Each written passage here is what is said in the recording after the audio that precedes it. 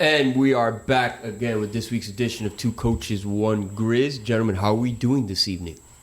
Great to be here. An amazing weekend. The Amazing Masters. weekend We had so many things going on. The Masters, UFC. It was just incredible. Incredible weekend for sports. Just a great time. Even though we're missing our beloved football, we were given some good stuff. The MMA was amazing, like you said, Gil. The Masters was itself its own great event, even though we didn't have Tiger play great during the weekend. It was just great to have him back. And the guy who's number one, Scheffler is his name? I mean, for him to be winning, 3 out of his last 5, I think this was his 4th, number one that comes in on fire. Wow. I mean, I'm not the biggest golf guy, but man, I'm sitting down watching the Masters every Saturday and Sunday every year. It always has a tendency to kind of suck you in. It was even the most casual fan. You next thing you know, you've been sitting there for 2 hours. It's incredible because he was driving the ball and slicing every other drive, and you were like, okay, here comes the meltdown. Oh, okay, here comes the meltdown. The pressure's coming, and his second shot. Boom, hit third, he would then birdie or save par. I mean, he was just unconscious. And I'm glad you brought that up because it's so hilarious that I want to say on 3 or 4 different occasions when we checked in on our group chat, right, of our poker guys, you would see that, oh, here it comes. Here comes the meltdown. Here comes the meltdown. It's brutal to watch. He was at 11 under, 12 under, so, and it's always been like that. Brought it home. Whoever's been at 12 under always comes back to the pack because the pressure's just overwhelming. Yep. But, I mean, again, he had an incredible piece. When you have to start shooting certain golf shots not to make mistakes is when you make the mistakes. It's the prevent defense of golf. Correct. You're always, if you just play your game and realize, just play my game. And his game is not going to shoot. He's not going to go over par. You go even par for the round, you win. It was incredible because if you look at the way he drives the ball, his right foot, he's completely unorthodox. It's a horrendous swing. But he's a baller. I mean, guy's a baller. That just goes to show you the uniqueness of this game, that you have guys that work on their swing for literally 20, 25, 30 years, and just they wake up one day and get the yips. And it's, what do you do? We're like from Tin Cup. Take the change, put it in your left pocket, but put the keys. You just don't know what's going on. But it was a great finish. He did a great job, maintained his composure, and then he gave all glory to God on his victory. So that was also a nice ice in his veins. It was good. Now, our main topic for segment 1 is UFC 273. All right, this past weekend, fireworks across the board, gentlemen. I know, the Grizz, I should say, kind of, he tuned into this whole situation. He's more of a casual fan, but he's fired up to talk about it today. And we know Coachy over here, he's got all the deep dives for you. Well, I mean, it really played out exactly how we talked about it last week. We talked about how Chimaev's move up against Burns was a big test. I didn't think Burns was, again, that big. He was a huge underdog. He's a 3-1, 4-1 underdog. And this is a guy who's got championship pedigree. He's a Brazilian Jiu-Jitsu champion. He's won around the world. No, he's not a 3-4, 4-1 underdog to Kazma. I mean, it was just, again, it put on display how good of a fighter Burns is, how much heart he has, how he can take a punch, how he can just fight on other people's territory. And it put this young man on notice now that he's got to go back into the test room and into the gym and really change his game and dedicate some. I believe that was his first fight that went to the judges. Yeah, yes, sir. Yes, and the fact that casual fan as I am, I walk into that seeing the number 2 overall contender going up against a guy who was like 11th or something. I saw and. Watching it with another local resident MMA fan, he was explaining to me how, this guy is tremendo badass. Undefeated, and a guy that's... he's been mowing him down. Mowing him down, and let me tell you, that guy has a chin, because I think in round 4, or maybe it was 5, I don't know, 3, he took one of those shots that I think anybody else takes that shot, we're going to sleep. And that guy just took it. I mean, it wobbled him, but... one of those fights where at one moment you're thinking, oh, this guy has him, it's over. Then that guy burns out of nowhere, comes around, and you're thinking he's going to tap him out. I'm like, yo, this guy should not be that much of an underdog. Correct. And it just goes to show you, man. I mean, you could be all the hype you want, but you get in that octagon, I mean, you still got to prove yourself. There's just certain guys. Yeah. There's just certain guys that are at different levels. And again, I mentioned it last week, and I say it sadly. Burns is 35. He's already he's getting there to the top of the hill, and it's on. He's going to be on his. 2 years ago, that's a win in his book. Yes, 3 years ago, I think Burns dominates him. At 32, he completely dominates that fight. But again, and coach, you mentioned this weekend as well. In our chats while the event was going on, that this felt like a passing of the torch. It wasn't so much that he was defeated; it's that a great fighter who is nearing his end is kind of passing it along. Or on his way down. He's just not right. to potentially the next biggest badass, if you will, in the sport. Yeah, for me, I also like the fact that almost every fight, I think it was the last one, the zombie one, was a TKO. Every fight that I watched went the distance. Mad respect at the end of each fight, and the big fights that went. I think one of the girl fights was maybe in the prelims. Yes, that it was just a brawl, slobber knocker, and I mean, fight. All these fights, they end and they're like, hey, wow, great fight. Yeah. You know what I'm saying? That's the type of stuff I like. I like seeing the respect. And, yeah, some of those prelim fights are just as good as the main ones. I mean, the worst fight of the night, I think, was the TKO, the zombie one. Right. That guy didn't deserve to be there. Well, the thing More of a name. He did deserve it because he has been in the fight game for a while, and he has taken on the best of the best. And, again, that's another guy who's now at 35. The Korean Zombie's been in wars. And he did deserve, but Volkanovski self-inflicted wars. I think and again, but Volkanovski's at another one. Yeah, we haven't talked about that one yet. That one should have been the main. But Volkanovski's just at another level right now. He is just mowing.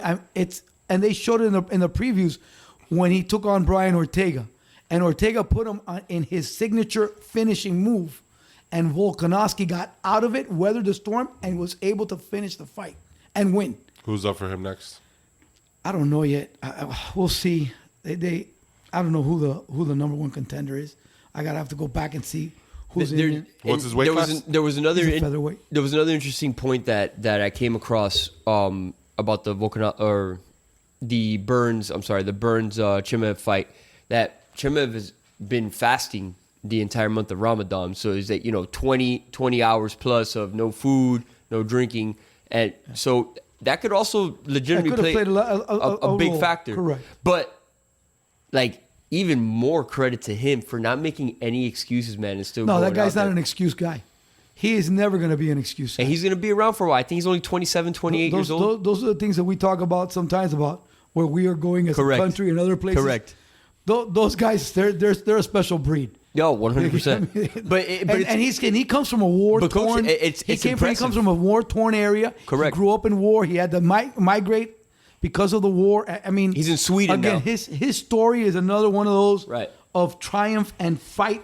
It's one of those is I don't want to hear any excuses from our guys that are really entitled. The guys that we coach on a daily basis, I don't want to hear your garbage. It's all again. It's the beauty of our country that we take for granted. Right.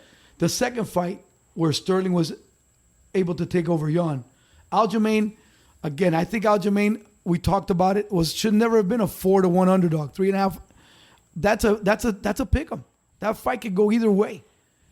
It just happened to be that Jan was beating him in the first one, and he kneed him accidentally. It was a foul, and that's how he won the championship. And at that time, Aljamain Sterling even said, "Look, man, I really don't deserve it. Shouldn't have gotten a title."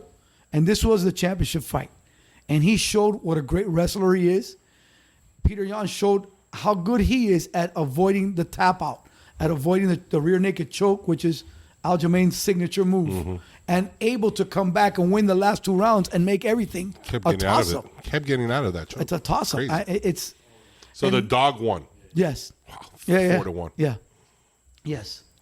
No, I mean, legit, and it was on his shoulders. He needed to prove the doubters wrong because everybody was on that tip of you want a technicality. You don't deserve this. You don't deserve this. And he's that's another young man. It's a hard worker.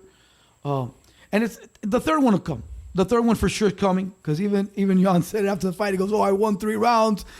They stole the fight. I should have won." So I know round 3 of the trilogy will come, and that will be another great fight. That's going to be another fight that's going to be.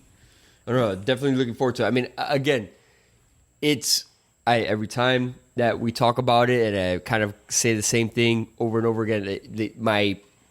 It's weird. Like my passion, my interest in the sport becomes deeper and deeper as you get to know these individuals and you get to learn more of the sport. You understand a little bit more of the intricacies every single time, and watching not this one because I didn't watch it with anybody, but with 272, I'm sitting there and I'm like, I sound like I know something here. But I'm spending a lot of time with you. You grew up watching it. You start watching the technical moves. Exactly. The casual fan, we're always watching, waiting for the guys that talk or these knockouts or these highlights. Once you start watching it, like you go through and watch these fights. And like I said, I was glad almost every fight kind of went the distance because you get to see the technical side of it. You get to see the fact that at one moment, I'm calling this guy out. I'm like, yo, this is over. And then 2 minutes later, you're like completely 180. How did this guy get to the position where I want this guy out now? They just don't. They overcome. They overcome a lot, and again, they're training, and everything they go through is an incredible testament to them as athletes. Well, and to that point, right? Athletes, right? Like as traditional athletes, where we came up, we're coaches. Yeah, Grizz, you played football yourself.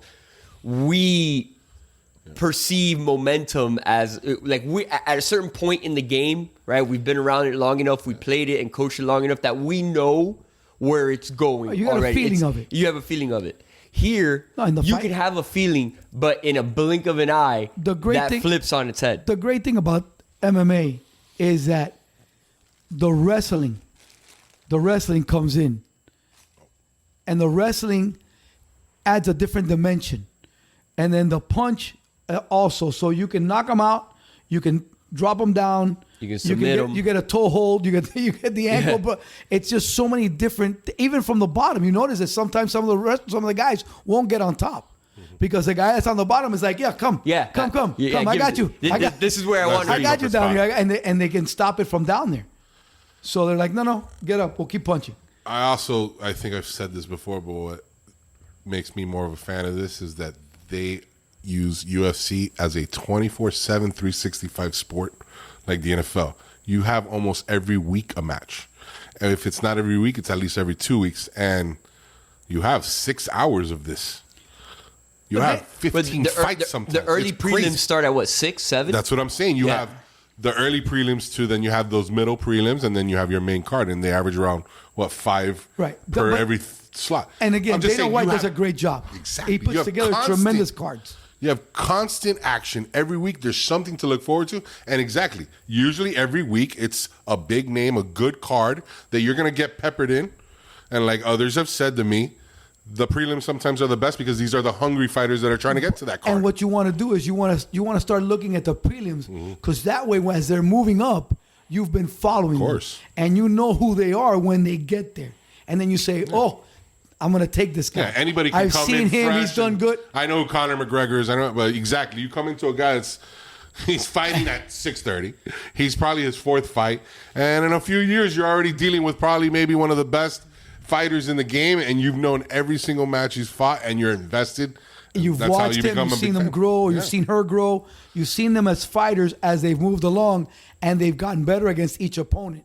So you feel good about how they're going to fight in that marquee matchup. That's why I believe the MMA has surpassed things like MLB, NHL. It's just, to me, it's getting there. I'm going to say it again. COVID did wonders for the UFC and MMA. I think it sped up what it was eventually going to do anyway. Right. So, exactly, you took the words right out of my mouth. Korean it was eventually baseball. going to happen. It was them or Korean baseball. It accelerated, That was the inevitable. It accelerated the inevitable, Unless baseball does something to change their sport. Kind of like the work from home situation. Correct. It accelerated the inevitable, right? It put it at the forefront. If I watch one baseball game, I can watch 10 fights. What do I want? I'd rather watch the 10 fights. Yeah. It's a lot more exciting. 1,000%. 1,000,000%. Speaking of MLB's back, guys. Anybody been watching? And Crickets. I haven't watched full games, but I've been watching some games. yeah, but you're a masochist. You are that special type of I sicko. took 2 plays, lost them exactly. both. You're in the watching bottom, for separate reasons bottom other of the than the ninth love of the game. and the 10th inning. And then today, thankfully, the Cleveland Indians / Guardians won for me against Cincinnati. So I'm 2-1 in the young season. I'm happy about that. We'll keep on. Well, I'm sorry, 1-2. I'm 1-2, and we'll keep on trudging along and see how it works. It's a long season. Yeah, yes, exactly. Many days to put many things on the line there. Gentlemen, we're gonna be right back with some NFL talk and a little bit of a draft preview going into we're in the red zone here for the NFL draft. So we'll be right back with that. All right, we're back with segment 2. We're going to be looking at the 2022 NFL Draft. We're going to start diving into the draft order. What are the potential outcomes of the situation here? What potential curveballs that we may find, on draft night? There's a lot of uncertainty here. There's no marquee quarterbacks that are, positioned to be that guy this year, but it's an extremely, extremely deep position draft.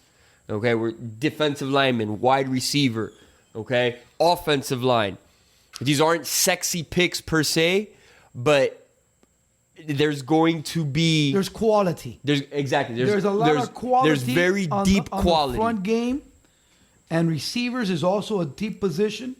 There's quite a few DBs. And I will say that this draft, when it's all said and done, may have the potential, right? We may talk about this in 10 or 15 years as one of the deepest drafts, talent-wise, that ended up being successful and, potential Pro Bowl Hall of Famers, in the future. So, Coach, I know that you've been diligently preparing for this. It's the first time I really get into this whole draft. I've never been a big draft guy, so I decided this year to go ahead and since we're doing the pod and we're trying to get our listeners some information and some background, I decided to do a little bit of a deep dive on each team, what they were ranked offensively, defensively, sacks, things that determine the outcome of the game and makes a difference of how they're going to draft.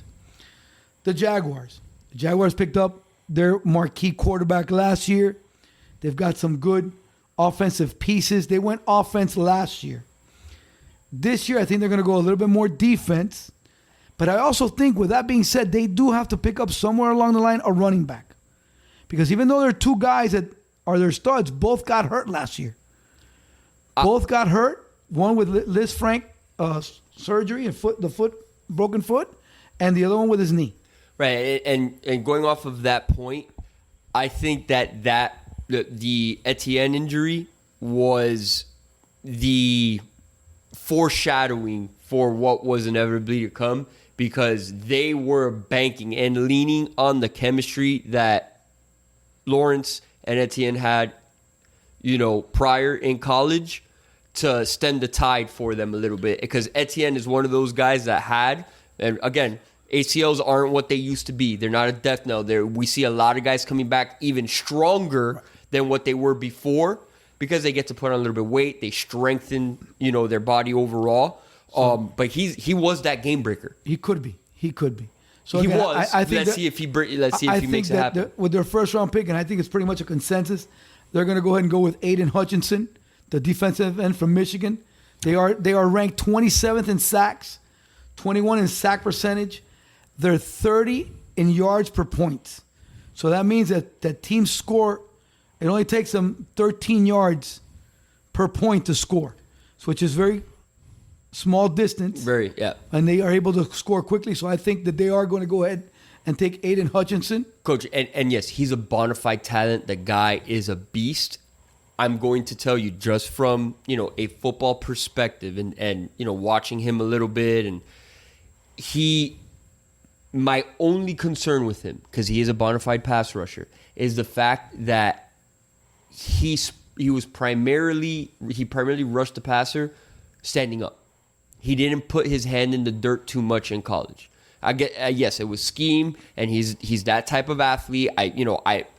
Ultimately, I don't think it's going to affect him too much, but that's my only concern. right? That's a different situation. But I also think that in the NFL. Right now, I'm pretty sure, and again, in the NFL, they're doing a lot of rotating with their D linemen, things like that. So they'll bring him in more on second and long, third and long situations where he won't have to put his hand in the ground, and they will slowly develop that part of his game. And I agree. The flip side of it is, once you get to that level of coaching, you do have that contingent of coaches that think that, I can take whatever athlete, whatever specimen. But you also have a lot of depth, Coach. You also have, it's not the same as we are at our level, that we're quite limited to what we have. So they're able to get away with that stand-up rush end. They don't have to put his hand down. They have other guys that can play first and second down. Especially with the hybrid defenses that are so prominent nowadays. And bring him in. And so, again, I think he'll fit in real nice with what they're doing. I personally think valid points to Frankie, because I personally played defensive end in high school, and I was hand down on the ground kind of guy, but this draft doesn't seem to be, a number one player that jumps off the film to me, that I got to have this guy at number one. So any other year, maybe this guy is not a number one pick, but I think exactly for what Jacksonville needs, they do. They get him. You're right. They don't, they have depth. You can hide that, and I'm not gonna lie, bro. You can in a lot of ways with Jacksonville and the position that they're in, and Hutchinson being available, it's kind of the perfect intersection of, we had this conversation last year, the perfect intersection of the need with the best player available. Correct. And so, again, as we go down the board, you'll see that that's what the case is with some of these picks. Yeah. Detroit's a number 2 pick. Again, a team that pretty much needs a little bit of everything, but their biggest needs are on defense. They are 28th against the rush, 23 against the pass. They were 31 in sacks, 1.8 per game. Eesh. They were 27 in sack percentage, and they were 25th in yards per point. So again, I'm looking for them to draft on the defensive side. I think they're going to go ahead and take Trayvon Walker, the defensive end from Georgia, who's again a man-child. Yep. He can be another guy that can come in and pay off immediate dividends. He does have his hand on the ground. He can play pretty much however he wants. I mean, listen, it doesn't matter what technique he's playing. Like, you line him up in the 3, he's also a 4-eye because he's that wide. Like, he takes up the entire, he takes up 3 techniques by himself. That's one of those guys that you can play at that inside position on passing downs, because he gives you a good come off. Exactly. And Coach, it's interesting that you said that, because that would be my default, right? Like, if you need multiple needs, your quickest and most prominent impact at a young defense that needs help is on the defensive line. Of course. Now, I've looked at several mock drafts, and a couple of them have Kyle Hamilton, the safety from Notre Dame, up there. I think Kyle hurt himself with his combine scores, so I think he's going to drop down a little bit. And again, safety in the NFL is something that's it's not a huge impact player, especially as a rookie. And we've seen the last 4 or 5 years, a lot of the safeties that have gotten drafted very early have really fizzled out and haven't given much. And that's the thing, going back to the whole hybrid situation on defenses right now, where they're trying to get the best of both worlds on the field, that prototypical safety is kind of slowly going away, right? Because now what they're doing is that what we would think of as that strong safety back in the day or whatever, they're kind of getting the dudes where both of those safeties, both of those more aggressive those deep in the guys run game, are just as fast, have the cover skills, but now they're able to come down in the box. So that prototypical safety might disappear. He might end up being a corner nowadays. And again, listen, the old adage that you win the game up front, that will never go away. You win the ball, you win the game in the trenches. Right. Your O-line and your D-line are what make up the difference. And another interesting, potential prospect. And this here, year's Super Bowl is just an example of the differences between the haves and the have-nots. Right. And another interesting prospect here that I don't think was mentioned enough, you mentioned Trayvon Walker, right, is Kayvon Thibodeau from Oregon. Yes. Again, I think that he, because of his weight, There's some question marks as far as his work ethic. You think he's going to end up being like a 3 technique? No. He's always going to be a DN. Thibodeau's going to be a TN. But I don't think he's going to go I don't think he's going to go that early. I think Trayvon Walker is a more sure pick. Right. It's a more validated situation with him playing at Georgia, the way Georgia played. Yeah, the transition is... That's what you need at the top 5 picks, I think, is sure picks. You can't make mistakes with these. And guys that are technically sound. Yeah. That guy's going to come from Georgia, who's a well-coached football team, whose D-line has been well-coached for the last 4 years, just like an Alabama D-line. O-line. Guys that you know are going to come in, you polish them up a little bit, and they can play. Right. So Yeah, we're taking looks already. The first 2 picks are teams that were in the playoffs, teams that are already coming from programs that have that professional head coaching talent that will set you up for the next level. And listen, Grizz, and I mean, you're in a quarterback-less draft, you get the guy who gets the quarterback. That's why. Well, in the modern game, That's it. What do you need? You need to be successful. You need a field general that is going to make things happen when crap hits the fan, and then you need the dudes that are going to get after those guys. Correct. And if it's on a not the consistent pass basis. rusher, then you get the shutdown corner. But I think, like Gil said, the safeties, the linebackers, those are the guys you can afford to take later down. Well, Unless it's Unless you some find, guy, unless once you again, a guy find a that stud jumps- quarterback, unless you find that stud Right. quarterback. And again, we have to take a look at what these teams are not. That's my contention. My contention is I'm looking at each team and I'm thinking to myself, okay, if I'm the GM, and what were we really bad at? Well, how can we get better? What do we need to get better? Of course. How can we win the game? And the game, again, first of all, is one up front. Unless I can get my offensive line and my defensive line to perform at a certain level, I can't compete for championships. I can't even think of it. Well, and that's, again, going off of that point and to expand on that, like when you're looking at an offense, right, the biggest factor to elevate the pieces around, right, in the whole offense, you want to get that bona fide talent under center, right? Because with a mediocre team, you put a special human, a bona fide quarterback behind there, he elevates everybody. Absolutely. I'm a defensive guy. I came up as a defensive guy. A lot of people fall in love with the defensive ends, but I'm of the belief, for a 40 front, even a 30 front. Everybody, you have to be solid up front. If you get a bona fide defensive tackle, one technique, whatever it is, a man-child up the middle, he elevates everybody around him because now he's eating up multiple blocks, he's taking up space, he's collapsing the pocket, The New England getting defense, into the position the New of where England the quarterback defense is. with Wilfork. Vince Wilfork in the middle was A incredible. staple. It was a staple. And they had the double every play. It frees Tampa up. when they had Warren Sapp. Correct. Obviously last year, Aaron Donald. Of course, you get that defensive tackle. It opens up so That's many possibilities The for rarest you. position I think to get in the defense to me. That'll make a difference. Well, yeah, because when you have I'm that saying guy, those rarely come in the top 5. It's hard to find those. when you have that guy that can command 2 or more players every play and can You got to hit control though because the Redskins back in the day got Hayworth, right? And then they signed the guy $100 million contract. $100 million. Yes, They yes. thought he was going to be, what Donald is now, and he didn't come through. I'm just saying, okay, of course. So it's always a hit. Yeah. Again, this is hit and miss, and that's why they say that signing the free agent that can play is better than the draft. And again, that it's all up to how you scout Of and how course. good the guys are up front. Development's a big part of it too. I will With say. that being said, we move on to the Houston Texans. And if you notice, every one of these teams, they're pretty bad up front. Yep. Okay. With that, they were 32 on rush offense, 28 in pass offense. They gave up 20. They were 24th in sacks.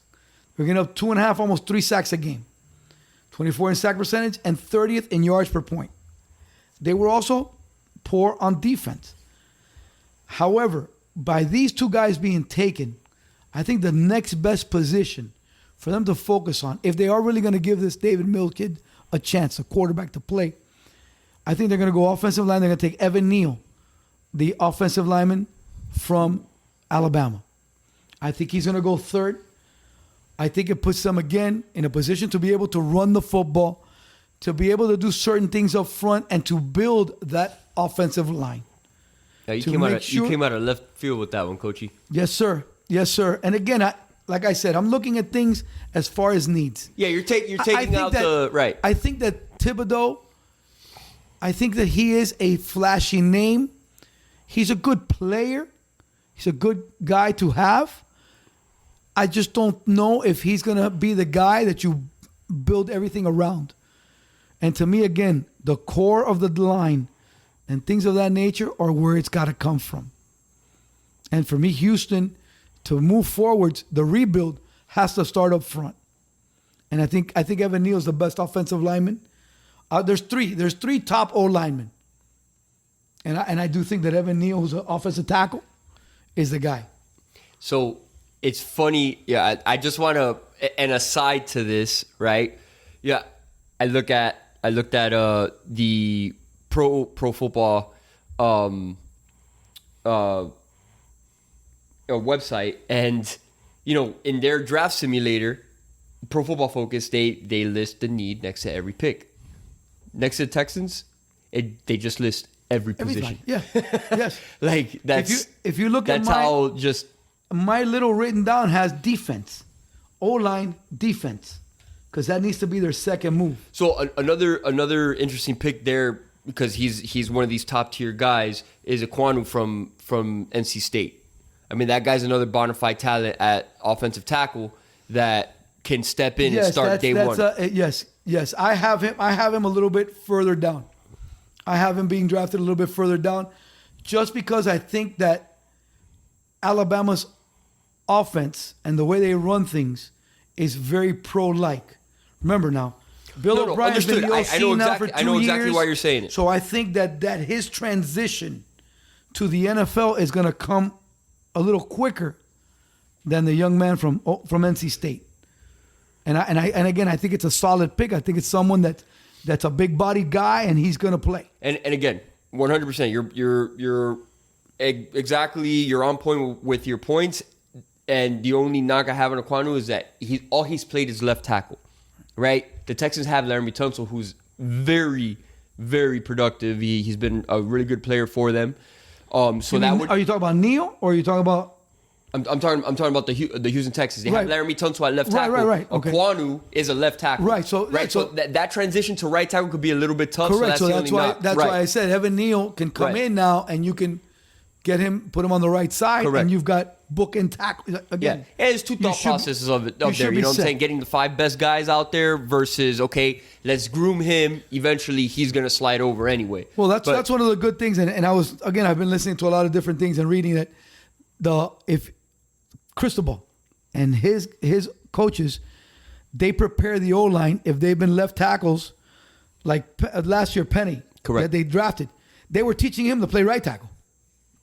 Before the combines, before everything, they were working on him as a right tackle and coaching him up to play right tackle. Because they said, you don't know when you get to the NFL, if they got a left tackle, like you just said, we could put you at right. So, and for those of you that are more casual fans and you're like, oh, it's the same position, it's just on the other side, it's a different world. Because you're talking left tackle who's going against their best pass rusher every time, who needs to have light feet, versus a right tackle who's a mauler and has to come downhill. Right, so you're not protecting the quarterback. Again, whenever you think about that, you think of Green Bay and Bakhtiari. Right. Every time that guy goes down, all of a sudden, the world becomes different for Aaron Rodgers. You see Aaron Rodgers rolling to that side a lot. Running around and going crazy. So now's when we get to your pick, number 4, the New York Jets. Not my pick. No, well, it is, because you've been mentioning it. Now's when I think that they're going to take Kayvon Thibodeau from Oregon, the defensive end. And again, we were talking about this before we got on air. I do think that last year they focused on offense. They took a lot of the guys from offense, and this year I think they're going to focus more on defense.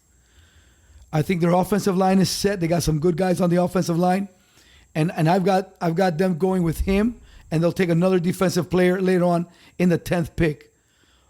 Again, on defense, they're 29th against the rush. They're 30th against the pass, 25 in sacks, 24 in sack percentage, and 27 in yards per point. So they need a lot of help on defense. By the way, with the whole Thibodeau situation, you kind of alluded to it just a second ago. There's like whispers, and certain people are saying that there's a potential, if he gets past a certain point, that he may not come off the board on Thursday at all. Correct. I find that hard to believe in the grand scheme of things, but imagine that. Are you talking about your boy Thibodeau? Yeah. Wow. Yeah, I mean, because remember, there's been some negative things said about him. and also there's certain, like, once you get past, I think 5 or 6. Yeah, the need is not going to be needed for him. Correct. But someone's got to probably take a flyer on him. No, and again, Or trade up. The teams that are rich in certain things will go ahead and take him to go ahead and mold him and put him in their system. Right. I don't think he gets past 4 here. I really do believe this is the spot. Right here. I do believe that the Jets need him, need a rush end. He can, again, a defensive-minded coach. He could come in. He could be the Boza to Robert Saleh. Well, going. I mean, he's not as thick as Boza is, but again, I think he can rush for them. Well, going off of, taking it back to our conversation about the team that we're currently trying to build right now, talking about the rush end. Hey, just pin your ears back and go, bro. See ball, get ball. That might be the guy. So I think I think it works out well for the Jets, and I think he drops to that. That being said, if we get to 4 and he doesn't come off the board, then the chances of him potentially slipping skyrocket. Now, as we move on to the next pick, which is your team, that's where tread lightly, sir. That's where the conundrum comes in with the Giants. If he gets to 5, do they take him at 5, or do they go ahead and take Ikawono to be the offensive tackle, which again, 31 in pass offense, 23 in rush offense, 17 in sacks, 17 in sack percentage, 31 in yards per point as an offense. Okay? So they're second to last as an offense in yards per point. So their offensive line is not well graded, and there was not a good offensive line. So here's where I think that they take your offensive tackle from North Carolina State. Evan Neal's also a correct very big chance. Right. If he doesn't get picked up, like I said, I do think Houston will pick him. I mean, that's just where I'm at. But yes, I think the Giants go offensive line here, 100%. and they'll take him because they have another pick in 7.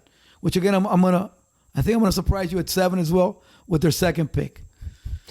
Hell, we have a lot of needs, as with the other ones there. No, I mean, I've got them down needing a D-end, offensive line, wide receiver, tight end, because they just need those positions. They need the world. That's where they're at. Now we get to number 6, which is the team. Things start to get interesting here. Well, again, I just think that, okay, the Panthers are picking 6. I don't think that they need to reach for a quarterback here. If they do, I think they're desperate. I think the quarterbacks, the 3 quarterbacks they're talking about going in the first round, I don't know who they're going to go to later on in the draft. I really don't see anybody really picking them up in the draft. Any other year, those guys are second, third round picks. Correct.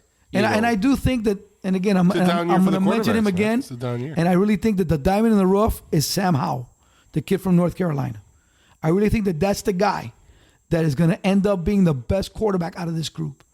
Just because of his athletic ability, the way he throws the football, and he's done a good job in North Carolina for 2 years. The poor guy.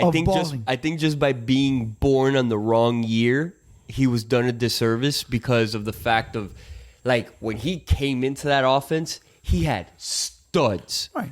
And his development he was just a little too undeveloped. It's just the problem is that this year he's had to run around for his life because the offensive, they graduate some offensive players.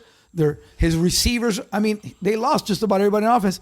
And again, he stayed back, played an extra year, and still had some pretty good numbers. Because if you go back to the Wake Forest game, that was a disgusting, 67. I don't even know how many points he was in the 50s. And getting crazy. Punched in the mouth and letting it rip. It was crazy. It was crazy. Remember, all it takes is that one team that's a little desperate. And but you don't have to be desperate with him because he's going to fall down. I know. So you can pick him up and But even then, build him. If he goes higher than what you anticipate, it will show the desperation. Right. And that's why, if someone believes as hard as you believe that he's going to be the best quarterback, and then they believe he's going to be a good quarterback, you don't have to worry about obviously if you have a lot of needs, but if you really, really believe in this guy and he becomes what he becomes, it'll end up being a good pick. I don't think you pick him first round, though. I don't think so either. I but think you wait till second or third. I think Grizz, someone's gonna be picked. I think a quarterback will be picked. Well, Grizz, I mean, at number 15. I think you're the point you're alluding to is all it takes is one team to fall in love with a guy. That's it. You know, a guy, All right, agreed. a team Agreed. that doesn't. I mean, there's only I can't name them right now off the top of my head, but there's a few teams that are desperate for a quarterback. Right? They might go, hey, you know what? Maybe we trade up for this guy. How many times have we seen the crazy trade ups or the guy who goes way too high? I still personally believe there'll be one or two quarterbacks drafted in the first round. I do Remember too. that Trubisky But was I picked think- in front of I agree, but Number I'm, two overall. Yeah. I'm hoping, but again, and I know I'm in front of two bona fide. Maybe quarterbacks right I'm now. too optimistic about it, but I think that none of these guys deserve to be 6. You believe there's competent people that run these organizations, and There's not. Well, that's the crazy thing. Like when you're watching it, you know football. You believe that you understand the game. Well, no, we think we know football. Right. But We don't know like jack. I just it boggles my mind how like what happens in those drafts. They got some good stuff, man. I mean they're buying top of the line, going medications, against going and against using the them. grain and going against what some of the guys are saying out there. I do think the Panthers are going to take Charles Cross, offensive tackle from Mississippi State. Wow. I think they need an O-line. They're 20th in rushing, 29th in pass offense, 28 in sacks allowed, which is 3.1 sacks a game. They're 26 in sack percentage, and their yards per point is 24. safe pick. I think that's fine. Their defense was not too bad, so they don't need immediate defensive help. They can pick up a quarterback later because there are going to be some quarterbacks to pick up later. You still have, Mr. Sam Darnold to be another beat-up dummy for another year. If you get him protected, then you have a shot to do a couple things. Great pick. It shows that you've done your homework. My only contention with Charles Cross is he's a redshirt sophomore. You're right, Coach, but he's a big kid. He's got he has a lot of potential to be a mauler. He just played in a Mike Leach offense, which is throws the ball, okay? Has more zone blocking for running game, okay? And again, I really believe that that's a guy that fits nicely into that package. Wow, that's a and guy can with help them out. That's a guy with heavy upside if he's a redshirt sophomore and he has that kind of talent to be picked that high. You're looking at a guy that could be any. If you would have had one more year, probably a number 1 overall pick. You're saying He's a top 5 guy. He's Once a top in a 4 while, or 5 guy. Once in a while, you got to take a chance. And years before, people didn't like O-line picks. It wasn't sexy. But now everybody, You need him. you need them. You need 'em. People don't hate I don't on you have like, 'em. oh, we picked an O-line. No, everybody now wants an O-line. Grizz, you got to protect your investment. Because you man. got to protect the big guy. But I'm saying, like, fans nowadays usually used to be like, oh, man, I want the talent. And by the way, I'm like that too. I want talent. their all the time. offensive line overall was graded 31 in the league. So you got to pick. 31, and the Dolphins are 32. I'm not. But 31 in the league. I'm not. So again, that's why my belief is that their best can't play have too is to take much now, O-line. unless one of the other 2 studs that we just talked about drops Right. down, then you snap one of those guys up And this is just indicative of the depth that this draft has. with linemen. Correct. So- Now, with that being said, we're back at the New York Giants at number 7. Whew, so quick. And here's where I think that I do like this guy a lot. I think that it's a great pick at this spot because I think he's going to be gone right after that. They need receivers. They have no receivers. Everybody gets hurt. First receiver. All the receivers suck. Okay? I think they take Drake London, the kid from USC. Ooh. That's an interesting pick. I think they take Drake London, who's a big bodied guy. And that like He Plexico gets Burris mold. He gets down there. He can make big plays. Amani Toomer. And you got it, buddy. Tuma. That's exactly it. I really think that if they are able to pick up the offensive lineman and that receiver, that'll be a nice first round for them. It helps them with their offense. Their defense was starting to gel somewhat last year. And then now you're And putting it on Daniel Jones' shoulders. Jones. You got to give, And you got Jones talent. Now players, it's Jones. Now it's Jones. line. Now it's Jones' time to So step it up. Another interesting pick when I was looking at it, and obviously Giants 5-7 whatever. Sauce Gardner is another interesting one there because they were Swiss cheese in the back end last year. I do believe as well. that he'll be the first DB taken, but I just see the picks that I've looked over and the things that I've had. It's a different ball game. I don't think they're gonna pick them that early. Just because I don't think the teams need them. I mean, the Giants could take them at 7.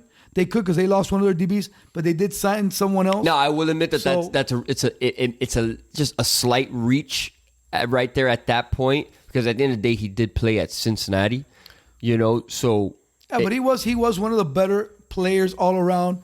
Did a good job with his technique. Had a great combine. So again, I think that he'll get off the board sooner or later.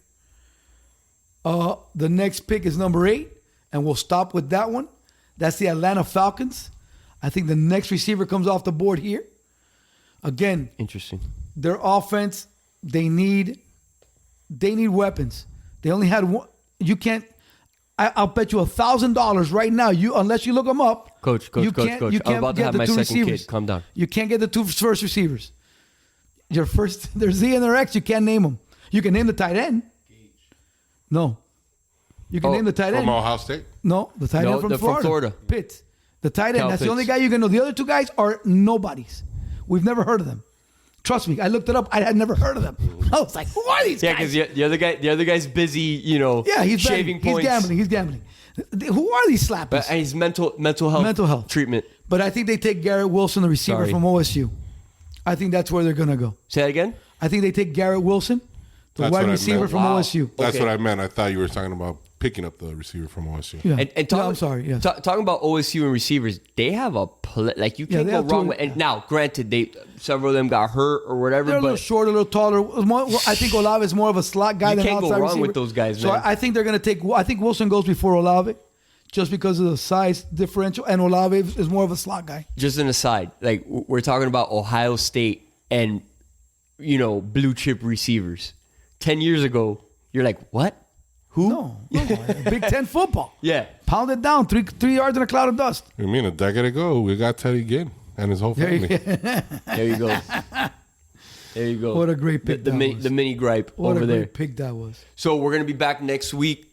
Go ahead, sir. No, just, we should talk about real quick. Speaking of, oh, yes. Same draft class as Daniel Jones. Same team as we were talking about Ohio State. The NFL lost, unfortunately, a sad news. Dwayne Haskins passed away here in our hometown of Miami.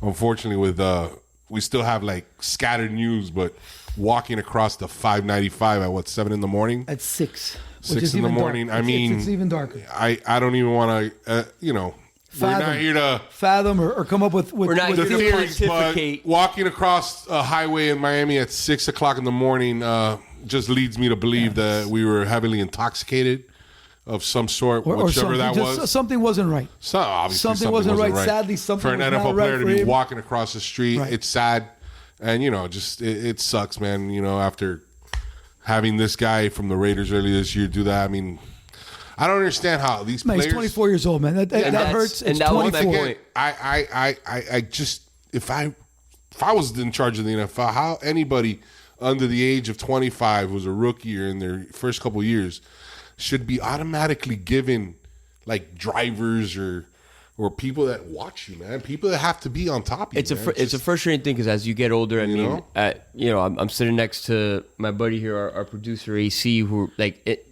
you feel like you blink and we were those dudes who had those dreams playing ball in high school and yes, I've stayed in the game, I've made it my profession, but as you get older and you kind of separate, we used to say that guy's my age. Right. And look at what he's doing now. And now you're older and you're looking back and you're 24 years old, you have your whole life in front of you. Yes, he's had a little bit of a rough patch. He was dealt a raw deal in his early career. But it's but his early career was 3 years ago. Wow. He was still 24. He's still in his rookie deal. He had just signed with the Steelers.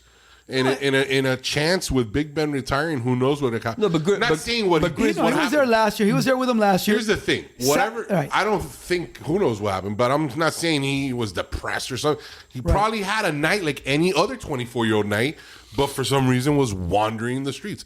What I'm saying is, at 24, you're not going to make that decision to have someone watch you. I'm talking about it should be up to the teams who draft these people, get people that, hey, you like to party, okay, man, but we got to have certain people around you. It's not like you can't do certain things, but let's have people around you to take care of you. Hey, I would never drive a car in my life. And if I was an NFL player, I've driven everywhere. And unfortunately, and we've talked about this at several points from several different angles with various topics that we've had on this show. It's gonna keep coming. We're looking at it. We've had some perspective, right? We've taken our lumps in our life, and now we're talking about a kid who was underprivileged, had a special talent, used it to get out of his situation, and goes from nothing to being a millionaire. Yeah.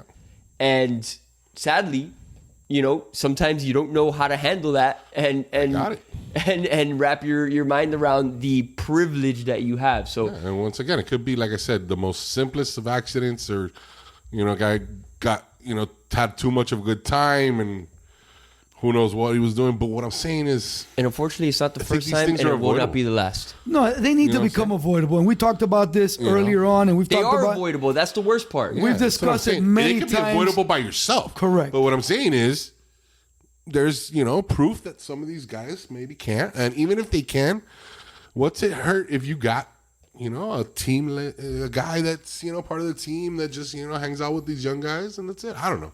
It's got to be a way. And the sad thing about it is that he was down here. Yeah. He was down here trying to get better. Exactly. He was working out with Trubisky.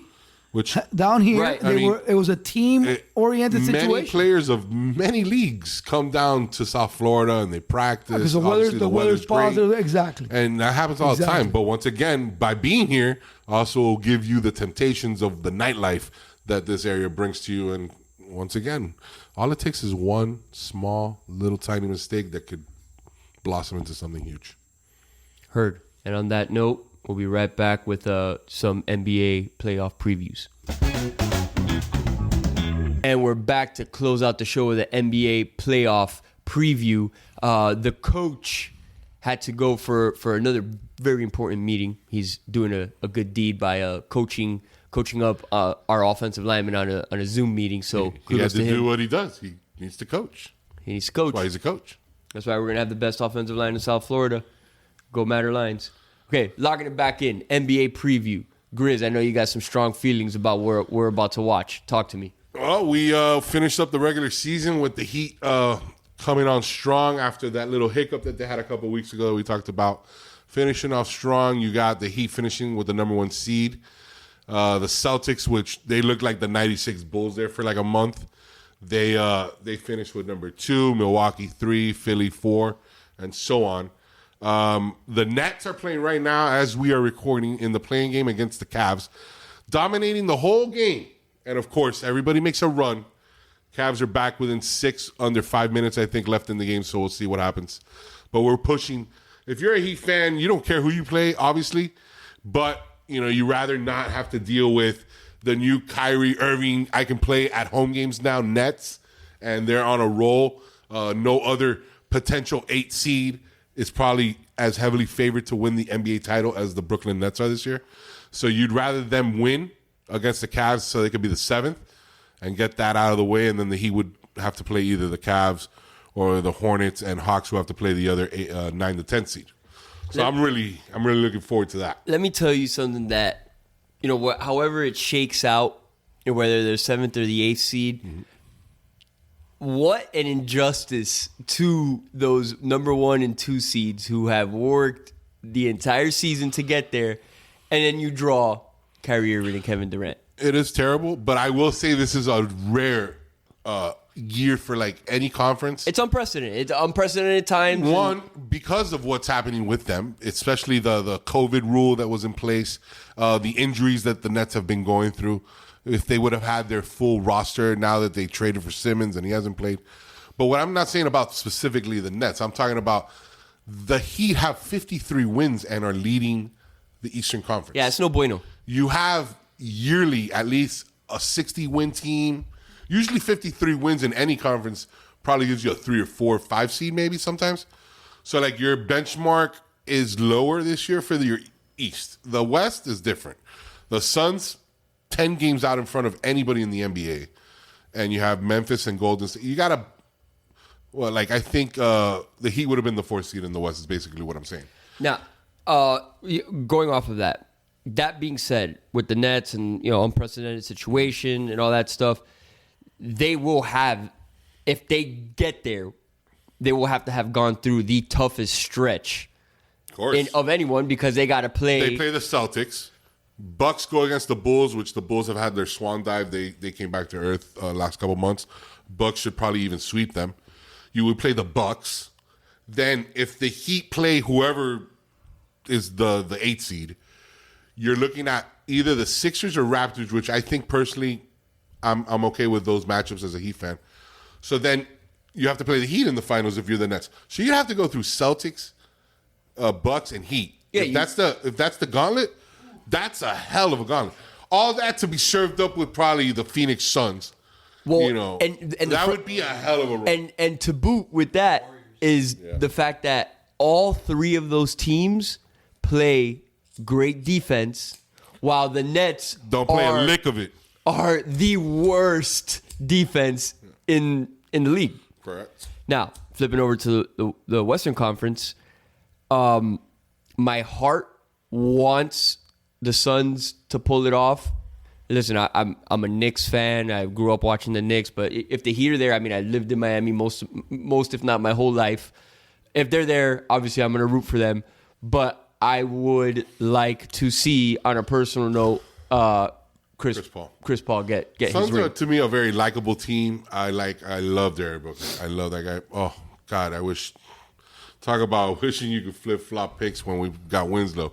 If we would have got Booker, that would have been amazing. But I am a fan of their team. I'm a fan of their coach. This is Phoenix. It's just, they're a likable team. However, I think an even more likable team is the number 2 seed Memphis Grizzlies. With John Morant and company, that boy is becoming my favorite player in the NBA. Listen, what adjective can we use to justify his talent? Electric. I don't even. He's a that's better the first version. word. It's the first word that comes to my He's my a my better head. version of D Rose.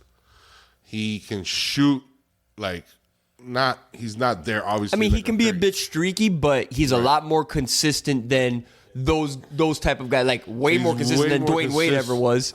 You're I don't think so. As a 3-point shooter, yes. I'm just talking about I think he's a better overall player than a D Rose. I think he's going to be a better player than Westbrook, because those are the guys that I see. Because he's a point guard in the fashion. He plays with just a veracity to his game. It's the harnessed aggressiveness that Westbrook never developed. Because Westbrook has that, but he has it more. No. Westbrook is aggressive, but it's not controlled. Like he never developed that. Right? He's not efficient. He's not a great shooter. He's gonna keep chucking it up. Yeah. He's not efficient, but I'm saying the first year he had, because remember this guy, which is funny, a guy that averaged a triple-double for a season, which hadn't happened since Oscar Robertson. The guy does it 3 years in a row. And that was a year or two ago. And now playing with the Lakers, it feels like the guy's the worst player I've ever seen in my life.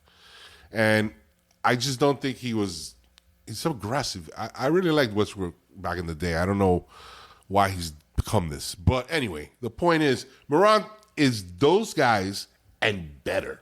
Yes. And that, I think, is your face once LeBron leaves. He is going to become the next LeBron James. In that vein, I don't subscribe to the whole groupthink, situation that if you want to reach those heights, if you want to become that face of the league, you have to go to X, Y, or Z team. Of course not. Yes, would it help him? Would it elevate his status if he went to a Lakers, a Knicks, name You're another? always gonna have. The marquee cities will always elevate you. But LeBron, the first 7 years in Cleveland, was that. He became your face in Cleveland. Memphis, to me, is a better place than Cleveland. And I just think that, once again, today, you can watch any team, anywhere, anytime. You go anywhere you want. It's so much different to be anywhere. And that's a great point.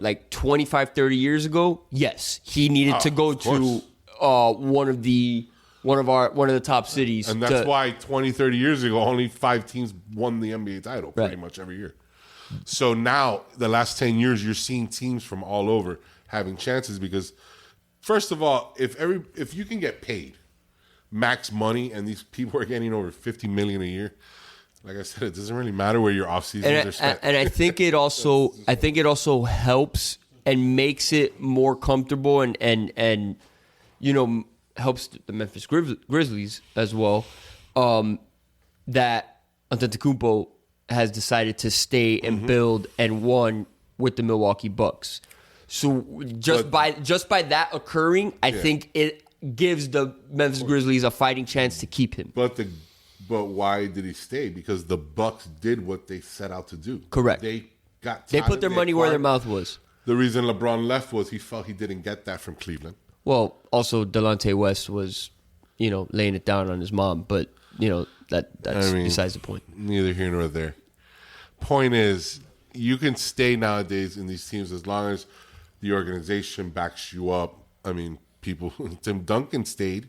It wasn't like Giannis did it on his own. Duncan did it years ago. He stayed in San Antonio. They had a foundation. That's why we got people that stay at the Heat, because you got a culture. So these teams, hopefully, they start building their teams like, wait, it doesn't matter where you're at. Right. Because if it mattered, the Knicks would have had a title, and they haven't had crap in 50 Grizz, years. The frustrating thing of that is that, the low-hanging fruit, the excuse that those Mid-America teams use is, we're a small market, we don't have the money. That's garbage, because they do market sharing now. They do revenue sharing, right? Everybody's got money. Yeah, every single one of those 32 owners or 30 owners, whatever it is, are billionaires. Yeah, that's why before Ballmer bought the Clippers and you had Sterling, that racist owner, he didn't care about losing. He made money every year. Right. So it didn't matter to him that he had a winning product. It's these people make their money. These places, it's like I said, everybody's getting paid. You can go anywhere and get paid. But you remember the Larry Bird rule allows you to get paid more by your current team. In Giannis's case and the Milwaukee Bucks, it's a little bit more unique because the current landscape and you need 3 All-Stars, you need 3 potential Hall of Famers. No, there's only one All-Star, there's only one potential Hall of Famer there, and that's him. Now Middleton can be an argument, not for a Hall of Fame, but I will tell you this: the easiest Hall of Fame to get into is the NBA or in basketball. Yeah, because it's not the NBA, it's basketball. In general. And to Middleton's credit and Drew Holiday, right? Again, I'm going to use a term. Sorry for our listeners. They also did kind of go ape shit during the playoffs to help him out. Yeah. Once again, if you do not have the 2, I don't think you need the 3 Hall of Famers. I think 2 Hall of Famers with a very, very good third piece. Sometimes it is a third Hall of Famer. Or in Giannis's case, that's a potential. Or in Giannis's case, a guy that's going to probably go down as a top 10 talent player in the league, probably. And then you do like teams like the Heat have been doing.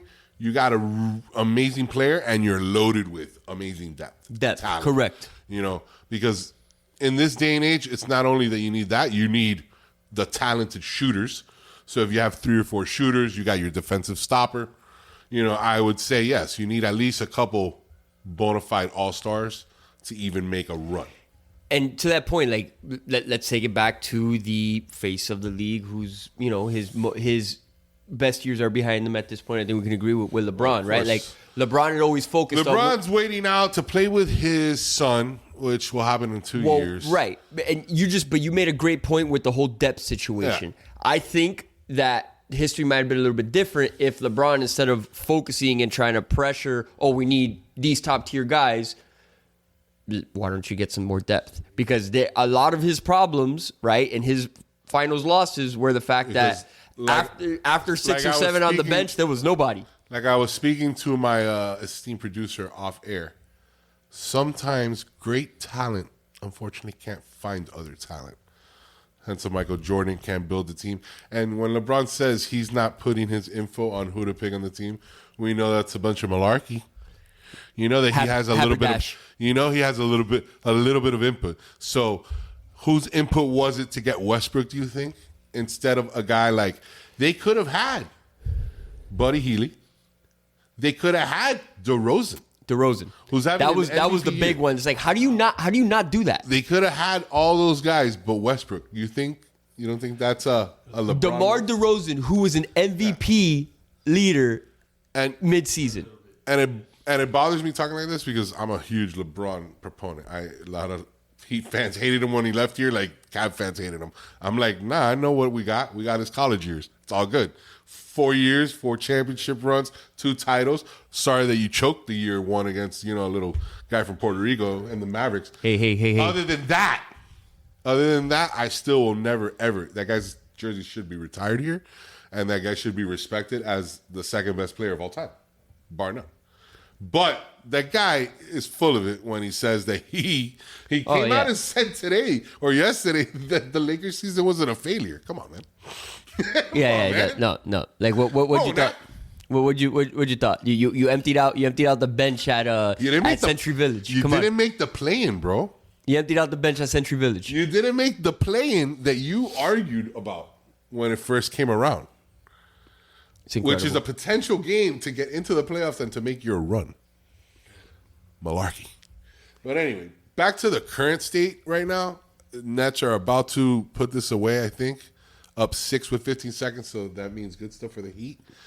My final say on this before the playoffs start, I don't want to say the Heat are going to go to the finals, but I'm going to say it because I believe it. But unfortunately, I won't bet it because if I bet it, it won't happen. I think things happen when I say it and don't bet it. You're treading dangerously near an area that rhymes with Schmandion. Yes, but I am not him. This is also facts. That is the ultimate kiss of death. And I think it's just going to be a nice little warm weather kind of like fun NBA finals by a couple of teams with some fire in them. The Phoenix Suns and the Miami Heat. But unfortunately, I think the Suns will beat us in 6. You heard it here first on 2 Coaches, 1 Grizz. Grizz, you good? I'm great. Phenomenal. Gentlemen, I think that closes out for this week. Thank you guys for listening. Again, we are extremely grateful to those of you that have been loyal followers since day one. Listening. Where are we at? Episode 27? Yep. All right, so we've been going strong for over 6 months here, man. It's been fun. It hasn't been hard. It's been something that I look forward to every week to break up the craziness that goes on in everyday life. So continue to support us, follow, share, like, give us feedback. We want to talk about what you want to hear. Don't forget about our sponsors. General Carnitas, Gourmet Meat. Some of the top grass-fed natural meats in the industry, imported directly from New Zealand and Spain. Give it a try. It's some good stuff. 2 Coaches, 1 Grizz. Out.